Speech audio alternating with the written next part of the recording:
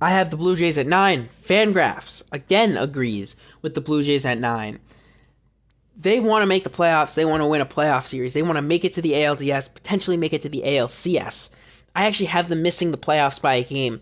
The AL is so stacked, and it's difficult to make the postseason. They didn't really have that amazing of an offseason, in my opinion. They brought back Kevin Kiermaier, who's solid, but they lose Brandon Belt. They lose Matt Chapman. They lose Jordan Hicks. They lose Hyunjin Ryu. They lose Whit Merrifield. And those are the guys they lost.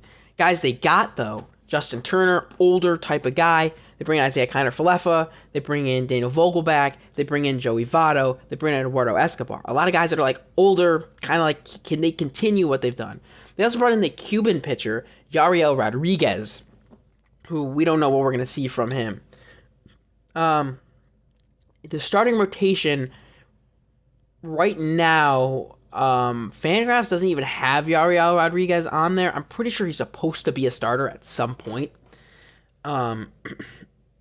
Gausman is the ace. Gausman is the ace of this pitching staff. He is not. I'm pretty sure he's gonna be injured opening day, unless I was someone else that I read that about. Gausman might be out opening day, and in that case, it might be difficult. But he is an ace. He's a Cy Young candidate. Jose Barrios, I think, is a guy I said could disappoint. The next 3 starters, he overperformed a little bit, according to Baseball Savant. The only thing about that is, I just believe in Jose Barrios. They gave him a huge contract. He's got a disgusting slider. He's really good. I just think some things did bounce his way last year that their Fangraphs are saying, StatCast and Baseball Savant saying, hey, that shouldn't have bounced his way. But I believe he's going to be able to figure it out. Chris Bassett had a FIP of 4.28, an ERA of 3.6, and an xERA, expected ERA of 4.04. And he's also getting older. And it's difficult to be a great pitcher when you're older. I think maybe he's more of a 4 ERA than a 3.6 ERA guy. I think the pitching staff is like good, but all these guys are like, there's something to point at where it's like they might not be as good as you might expect. Yusei Kikuchi gives up really hard hits. He really overperformed. He had a 4.3 expected ERA, a 3.86 ERA last year. And he has a history of not necessarily being that good in Seattle. He had like 5 ERAs and all that stuff. I can see a big decline coming, and the Blue Jays being like, hey, Ricky Tiedemann has to make it up. Bowden Francis, Mitch White might have to sneak back into the rotation. And then Alek Manoah, who I don't know what his story is. He was 3rd in the Cy Young voting in 2022. And in 2023, he just fell apart. I think he's going to make a comeback. I don't know if he will. Because he was the ace. It was him and Gausman. It was insane. It was amazing. And I just don't know what happened. Manoah, I do know. His slider stopped moving the same way. If Manoah can get back to the way he pitched, this team is a playoff caliber team. I believe he's going to be an average pitcher. I don't know that he'll be elite again this upcoming year. The bullpen, they got Jordan Romano, who's pretty good. Eric Swanson is very good. Yimi Garcia, Tim Meza. They got a really solid bullpen. At the catcher position, you got Alejandro Kirk, and Danny Jansen's injured right now with a fractured bone in his wrist. So Alejandro Kirk's going to get the everyday starting opportunities with Brian Servant as the backup to start the year. I think Danny Jansen's a little bit better than Kirk, but I still do think Alejandro Kirk is good enough for the time being, and I really do like that catcher duo of Kirk and Jansen a lot.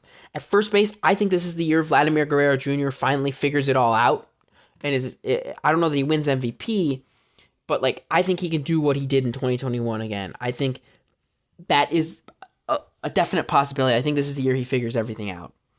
At second base, Kevin Biggio and Davis Schneider. You also have Ernie Clement. Davis Schneider, I think, overperformed a lot of expected numbers. He had a 1.007 OPS. A 369 BABIP is not really a sustainable number. His StatCast numbers are not like that elite. So I think he's more of an 800 OPS guy at the best, in which case he would be playing every day if he had an 800 OPS. because Biggio, I don't think, is that guy. So I think they're going to start with a platoon and potentially move into Davis Schneider full time at second base.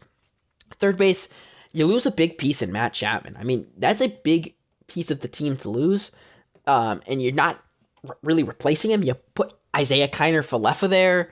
You don't really have, like, you have Orelvis Martinez, Addison Barger, and Leo Jimenez, who are all three of those guys are third base. Although Leo Jimenez is the middle of the infield, I think Orelvis Martinez is going to be up in the big leagues at some point this year and playing third base every day for at least some period of time.